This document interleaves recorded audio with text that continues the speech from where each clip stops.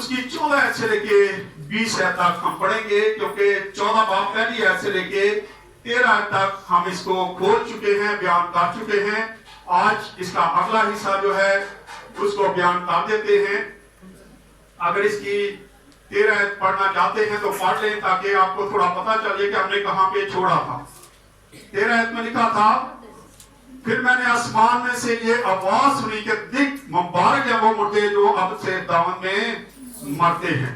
روح فرماتا ہے بے شک کیونکہ وہ اپنی محنتوں سے آرام پائیں گے اور ان کے اعمال ان کے ساتھ ہوں گے۔ اور اس کو بیان میں نے کیا تھا کہ اعمال کیا ہیں آپ کے۔ آپ کسی کے ساتھ مہربانی کرتے ہیں، آپ کسی کو تحفہ دیتے ہیں، آپ چرچ میں ہدیے نذرانے گزراتے ہیں، آپ دعا کرتے ہیں، آپ گواہی دیتے ہیں، یہ سارے کیا ہیں آپ کے اعمال میں شامل ہوتا ہے۔ کیا بتاتے ہیں کہ ہم کیسے لوگ ہیں۔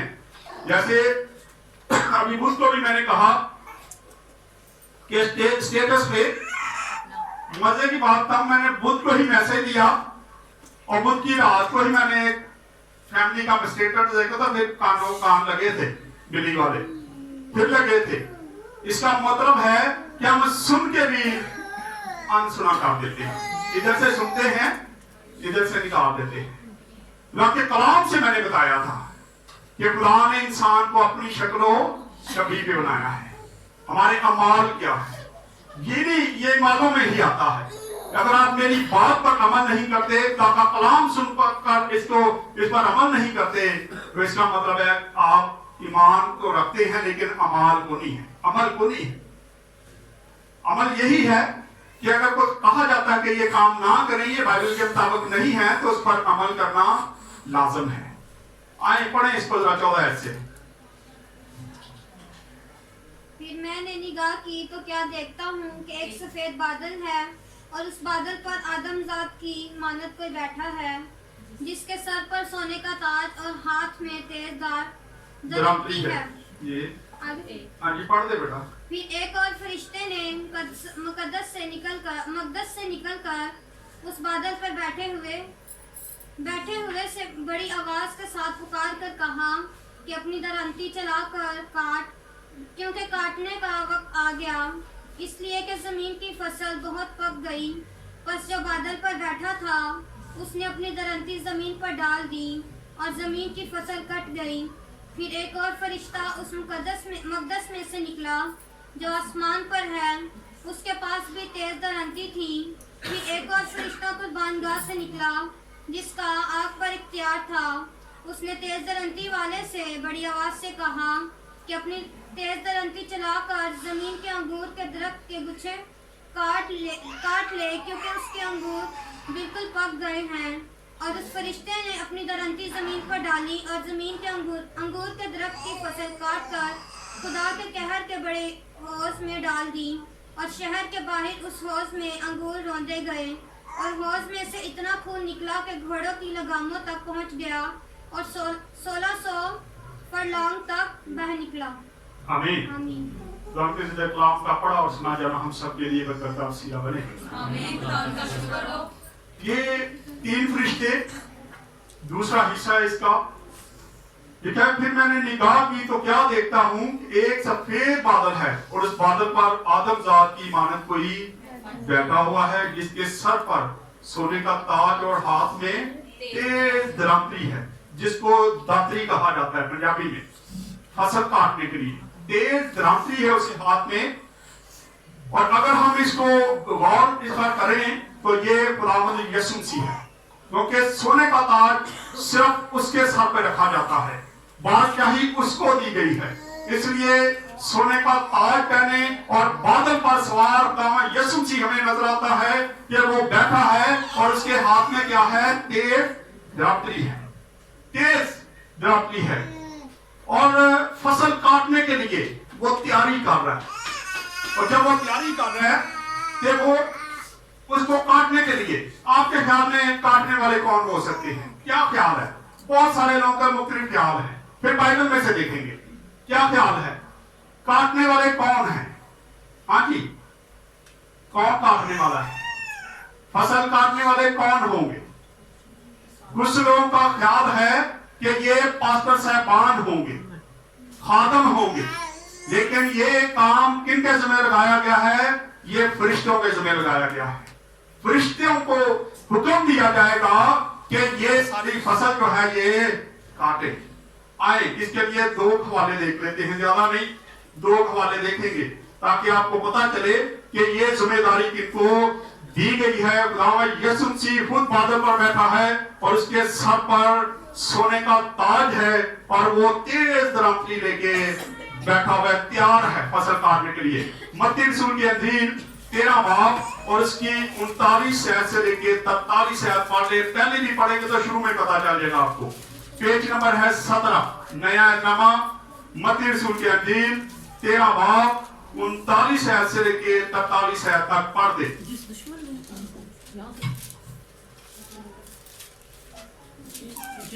ने उनको बोया, जी पढ़ दे। जिस दुश्मन ने उनको बोया वो अबलीस है। जिस दुश्मन ने उनको बोया वो क्या है? अबलीस है। हाँ जी। और कटाई दुनिया का आखिर है। दुनिया का आखिर है कटाई। हाँ जी। और काटने वाले फरिश्ते हैं। काटने वाले कौन हैं? फरिश्ते हैं। गलतफहमी दूर, ठीक है। काटने वाले कौन हैं? फरिश्ते हैं। जो लगाने वाला है वो अबलीस पूरे तरीके से इस वक्त दुनिया में ऐसा बीज बो रहा है कि लोग गुनाह पर गुनाह करते जा रहे हैं, गलतियों पर गलतियां करते जा रहे हैं, झूठ बोल रहे हैं, हर गुनाह दुनिया में कसरत से पाया जा रहा है। ये बुरी बोलने वाला कौन है? अबलीस। और काटने वाले कौन हैं? फरिश्ते। फरिश्तों को हुक्म दिया जाएगा, उनको मुकर्रर किया जाएगा कि वो दुनिया की फसल को काटना शुरू करें। खुदावंद यीशु मसीह हमें बादल पर बैठा हुआ नजर आता है और हम देखते हैं कि उसके हाथ में तेज दरांतरी है, क्योंकि फसल दुनिया की पक गई है। अब वो वक्त नजदीक है, बहुत जल्द हुक्म दे दिया जाएगा कि काटना शुरू कर दो, और जब कटना शुरू होगा फिर कोई गुंजाइश नहीं रहेगी। अभी वक्त है कि हम किस जगह पे जाना चाहते हैं, अच्छी फसल में या उन अंगूरों में जो रौंदे जाएंगे पैरों के नीचे। हम कैसी फसल बन रहे हैं, अभी गौर करने की जरूरत है। आए मत्ती रसूल और उसकी 25 बाब और उसके 33 और 46 तक यहाँ पे भी पढ़ ले ताकि क्लियर हो जाए सारा। हाँ जी। 31 से 33 से 46, 33 से पढ़ना शुरू करें। जब इब्ने आदम अपने जलाल में आएगा, जब इब्ने आदम अपने जलाल में आएगा और सब फरिश्ते उसके साथ आएंगे, सब फरिश्ते उसके साथ आएंगे। कौन आएंगे? सब फरिश्ते। यीशु मसीह जब अपनी 1000 साल बादशाही के लिए आएगा तो उसके साथ उसके तमाम फरिश्ते होंगे, फरिश्ते होंगे जो उस वक्त जमीन की फसल काटने के लिए तैयार होंगे। अभी हमें वक्त है, जरूरत है कि हम पहली फसल के लिए तैयार हो। खुदावंद यीशु मसीह की जो पहली आमद है, जो 1000 साल बादशाही वो करने आएगा, उसके लिए तैयारी की जरूरत है, क्योंकि ये सारी फसल उस वक्त काटी जाएगी। आगे बढ़ते हैं जरा। 15 में लिखा है, फिर एक और फरिश्ता ने मुकद्दस से निकलकर उस बादल पर बैठे हुए से बड़ी आवाज के साथ पुकार कर कहा कि अपनी दरांती चला कर काट, क्योंकि काटने का वक्त आ गया है, इसलिए कि जमीन की फसल बहुत पक गई है। जमीन की फसल बहुत पक गई है। यहां हम देखते हैं कौन फरिश्ता निकलता है, और जो बादल पर बैठा वो कौन है? खुदावंद यीशु मसीह। अब खुदावंद यीशु मसीह को कोई फरिश्ता ये हक नहीं रखता कि वो आगे उसको हुक्म दे सके, उसे हुक्म दे सके। हाँ, फरिश्ता इंतजार कर सकता है या खुदा की तरफ से उसको हुक्म पहुंचा सकता है कि खुदावंद की मर्जी है कि अब तू अपनी दरांती को क्या कर, चलाना शुरू कर। ये फरिश्ता भी खुदावंद यीशु मसीह के सामने इंतजार करता हुआ नजर आता है। वो हुक्म नहीं दे सकता, वो नहीं कह सकता कि तू ये काम कर, वो ये कह सकता है कि तेरे बाप ने मुझे कहा है, क्योंकि जहां पे खुदा रहता है वहां से वो निकल के आता है, उस घर से निकल के आता है, उस जगह से वो निकल के आता है और आके कहता है कि फसल को क्या करना शुरू कर दे? काटना शुरू कर दे, काटना शुरू कर दे।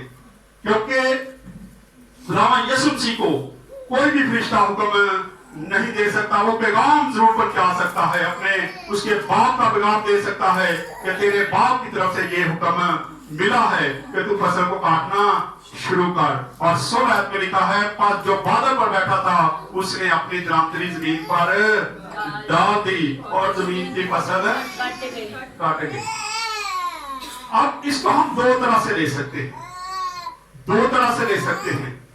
पहली कटाई को हम अगर देखें तो पहली कटाई जो है ये गैर मसीही लोग, उनको हम ले सकते हैं कि सबसे पहले वो लोग या जो जमीन पे बसने वाले हैं जिन्होंने खुदावंद पर ईमान नहीं लाए, वो काटे जाएंगे। पहली फसल उनको काटा जाएगा और दूसरी फसल में बनी इस्राएल कौम आ जाती है। बनी इस्राएल को दूसरी जो है वो उसमें आ जाएगी और अदालत का आगाज जो है वो हमें होता हुआ नजर आता है कि ये सारा आगाज जो है ये फसल की कटाई का अब शुरू हो चुका है। अब खुदावंद ने अपनी दरामदी क्या किया है, तैयार कर ली है और चलाना शुरू कर दी है। अगर अब भी हम ठीक ना हुए तो शायद हम उन अंगूरों की तरह हो जाएंगे जो रौंदे जाएंगे, जो गजब की उस जगह पे रौंदे जाएंगे जहां वो बहुत सारा उनको कुचला जाएगा। पांव से रौंदने का मतलब है कि खुदा का बहुत शदीद जो कहर है, जो गजब है, वो नाज़िल होता हुआ हमें नजर आता है। आज हमें जरूरत है कि हम अपनी जिंदगियों को जरा चेंज करें। और फिर 17 आयत में लिखा है, फिर एक और फरिश्ता गदज में से निकला जो आसमान पर है, उसके पास भी तेज दरामदरी थी। ये दूसरा है। अब मेरा ख्याल है कि बारी जो है वो इस्राएल की है। बनी इस्राएल को खुदावंद ने लिखा है काम के कलाम में कि ये एक ताक है, ये एक कॉम्पल है, इसको स्पेशली काम दिए गए हैं, ये स्पेशल तरीके से लगाई गई है। आए जरा एक हवाला देख लेते, एक दो हवाले देखते जरा इसके तरफ से भी कि ज़बूर नवीस क्या लिखता है बनी इस्राएल कौम के लिए।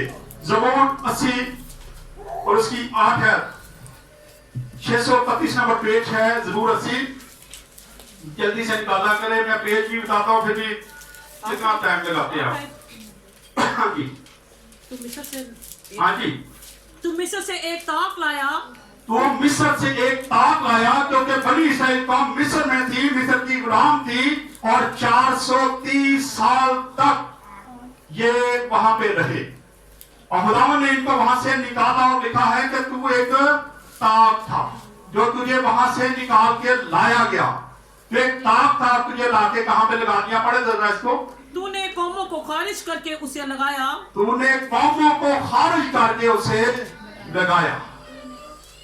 हम देखते हैं कि कौमों को खारिज करके तुमने उसे क्यों लगाया। फिर ये साया 5 बाब और उसकी पहली 7 आयतें पढ़ते।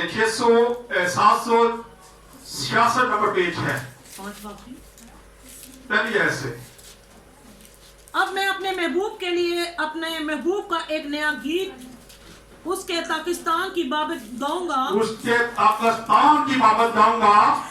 मेरे महबूब का पाकिस्तान एक जखीरा पहाड़ पर था। हाँ जी, मेरे महबूब का पाकिस्तान एक, हाँ जी, 5 की। हाँ जी, पढ़े इसको दोबारा।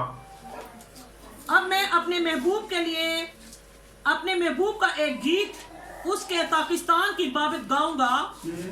मेरे महबूब का पाकिस्तान एक जहीरा पहाड़ पर था। हाँ जी, चले अब आ जाए यिर्मयाह 2 बाब और इसकी 21 आयत पढ़ते जरा जल्दी से। 2 बाब 21 आयत। मैंने तो तुझे कामिल ताक लगाया और उमदा मैंने बीज तुझे बोया था कामिल ताक लगाया और उमदा बीज बोया था। और उम्दा बीज बोया था। खुदावंद आज भी हमें उम्दा बीज की तरह बोता है। खुदावंद तो उम्दा बीज बोता है, लेकिन आज भी हमारे अंदर कैसे कैसे फल लगना शुरू हो जाते हैं। खुदा जी को ये फल पसंद नहीं है। आखिरी वाला ताक के तलक से यिर्मयाह 6 बाब और उसकी 9 आयत को पढ़ दें, फिर आगे निकलेंगे। हाँ जी, रब्बुल फ़ौज यूं फरमाता है कि वो इसराइल का बकिया को अंगूर की माने ढूंढ कर तोड़ लेंगे। इसराइल की बकिया को क्या अंगूर की मानद ढूंढ के तोड़ लेंगे। अंगूर का हकीकी कौन है? यीशु मसीह। लिखा है कि मैं अंगूर का हकीकी दरख्त हूँ और तुम मेरी डालियां हो। और अगर अंगूर का हकीकी दरख्त यीशु मसीह है और हम उसकी डालियां हैं, तो आज जरा अपनी अपनी जिंदगी पर गौर करें कि डालियां पे लग क्या रहा है, क्या लग रहा है। कभी ये सोचा है कि जो डालियां हैं उन पे लग क्या गया है? प्यों की कोई गलत बात होगी, मुझे लग रहा है, क्योंकि माली जो है वो प्यों निकाल लेता है। आजकल बड़े फल ऐसे आ गए हैं जिनको प्यों निकाल दिया गया है, उनमें मुख्तलिफ चीजें लग गई हैं। खरबूजे को देख लें, खरबूजे की बात कहती है किसने आ गई है? ये सारी क्या है? प्योंद लगाई गई है। लगता है हम में भी कोई प्योंद लग गई है। रामा यीशु मसीह हकीकी दरख्त है अंगूर का, लेकिन हम उसकी डालियां जो हैं, डालियों में आके हम प्योंद में आ गए हैं। और हमने, मेरा ख्याल है कि अंगूर की बजाय क्या लग रहा है? सोचिए जरा अपनी अपनी जिंदगी पर, क्या लग रहा है आपकी जिंदगी में? डालियां, झोट, फरेब, ये सारी चीजें हमारी जिंदगी में लगना शुरू होगी, तो हम अंगूर की कैसी डालियां हैं, कैसा वो हकीकी दरख्त है, और हम उसकी डालियां हैं, और डालियों पे नकम्मे फल लगना शुरू हो गए हैं। नकम्मे फल लग गए हैं, और जब नकम्मे फल लगते हैं तो अक्सर ही हम देखते हैं कि माली भी क्या करता है? डालियों को काट देता है, तने को रहने देता है, लेकिन डालियों को काट देता है ताकि नई डालियां निकले और उस पर फल भी अच्छा निकले। आज हमें जरूरत है कि हम अच्छे फल लाने की कोशिश करें, कहीं हमारी भी बारी ना आ जाए कि खुदा के नाम काट दो तो नवे आउन दे। इसलिए वक्त है अभी कि हम अच्छे फल लाएं ताकि खुदा जो है वो हम पर रहम कर दे। और फिर 18 में लिखा है, फिर एक और फरिश्ता परमात्मा से निकला जिसका आग पर इख्तियार था। उसने तेज रामती वाले से कहा, बड़ी आवाज से कहा, अपनी रामती चला, क्योंकि जमीन के अंगूर के दरख्त के गुच्छे काट ले, क्योंकि इसके अंगूर बिल्कुल पक गए। यहां हम देखते हैं कि दुनिया पर जो बदकारी है वो भी बहुत ज्यादा हो चुकी है। इस फरिश्ते को आग पर इख्तियार है, और इख्तियार है उसको आग पर, और वो हमें नजर आता है कि उसको हुक्म दिया जाता है कि अंगूर के पके हुए गुच्छे जो है वो भी क्या कर, काट ले, वो भी काट ले, उनको काट ले, अलहदा कर ले। अब वक्त आने वाला है कि ईमानदार और गुनाहगार जो है वो अलहदा कर दिए जाएंगे, अलहदा कर दिए जाएंगे, दोनों को अलहदा किया जाएगा। और आगे 19 आयत में लिखा है, और इस फरिश्ता ने अपनी दरामती जमीन पर डाली और जमीन के अंगूर की फसल काट कर खुदा के कहर के बड़े हौज में डाल दी। अब पके हुए अंगूरों को जमा किया जाता है, और उस बड़े हौज में जो खुदा का एक कहर का हौज है, जिस पर कहर की आग है, उसमें क्या कर दिया जाता है? भर दिया जाता है, भर दिया जाता है, और उनको फिर क्या किया जाता है? रौंदा जाएगा। आगे 20 आयत को पढ़ते तो लिखा है, और शहर के बाहर उस हौज में अंगूर रौंदे गए, और हौज में इतना खून निकला कि घोड़ों की लगामों तक पहुंच गया, और 1600 फरलांग तक बह निकला। अब हम देखते हैं कि गजब जो है बहुत शदीद है, क्योंकि हौज में जब अंगूर डाल दिए गए तो लिखा है कि कहां कैसे रौंदे गए, कैसे रौंदे गए? अभी मैंने पढ़ा है, पांव के साथ, और पांव के साथ उस चीज को रौंदा जाता है जिस पर गुस्सा हो, जिस पर ज्यादा गुस्सा आया हो, जिसको हम कहते हैं मैं पैरों से रख के मेथी देना है, कुचल देना है। कई बार हम ऐसी हरकतें करते हैं कि हम अपने पांव से रोकते चले जाते हैं। यहाँ पर भी हमें नजर आता है कि ये कहर इतना शदीद था कि उन अंगूरों को खुदा के कहर के हौज में डाल दिया जाता है, और उस पर छोड़ दिया जाता है कि पांव से इसको क्या कर दो, रौंद दो। और जब रौंदा जाता है तो कितना उसका खून जो है वो निकलना शुरू। ये अंगूरों की बात नहीं हो रही, ये इंसानों की बात हो रही है। कि खुदा अपने गजब में ऐसे लोगों को शदीद नुकसान देगा, और शायद ये किसी जंग का भी ऐलान है कि कोई ऐसी जंग होगी जिसमें बहुत सारे लोग मार जाएंगे, कत्ल कर दिए जाएंगे, और उनका खून जो है वो 100 फरलांग तक क्या होगा, 1600 फरलांग तक बह निकलेगा। और ये गालबन यूसुफात की वादी में होगा, यरूशलेम के शहर के बाहर ये सारा वाकया सरंजाम होगा। इसको हम आगी जंग भी कह सकते हैं। और ये 180 मील तकरीबन 290 किलोमीटर तक ये खून जो है इसका लिखा है कि वो बह निकलेगा। 1600 फरलांग, 180 मील, और तकरीबन आज के हिसाब से आजकल किलोमीटर चलते हैं, 190 किलोमीटर तक नदी की तरह ये खून जो है वो बह निकलेगा। और इस खून की हालत ये होगी कि वो इतना ज्यादा हो जाएगा कि घोड़ों की लगामों तक आ जाएगा। घोड़े जब खड़े होते हैं तो उनकी लगाम कम से कम यहाँ पे होती है, कई घोड़ों की ऊंचे भी होती है, और यहाँ वहां पे लिखा है कि उनके खून का जो मकदार है वो इतनी ज्यादा होगी कि वो उसके घोड़ों की लगामों तक पहुंच जाएगी। लेकिन वक्त आज है कि हम कैसी फसल बन रही, कहीं हम उस कहर के हौज में तो नहीं जाने वाले, कहीं हम वहां पर तो जाने वाले जहां पर खुदा का शदीद कहर नाज़र होने वाला है। आज वक्त है हमें अपनी जिंदगियों को चेंज करने का। अभी से गौर करना शुरू करें कि हम क्या हैं, हम कैसे फसल ला रहे हैं, कैसी फसल है जो हम कटने वाली है, क्योंकि खुदावंद यीशु मसीह बहुत जल्द अपनी 1000 साल बादशाही करने के लिए आ रहा है। आए खुदावंद इस्लाम के वसीला से हम सबको बरकत दे। मैं अपनी सर्वश्रेष्ठ दुआ करूं।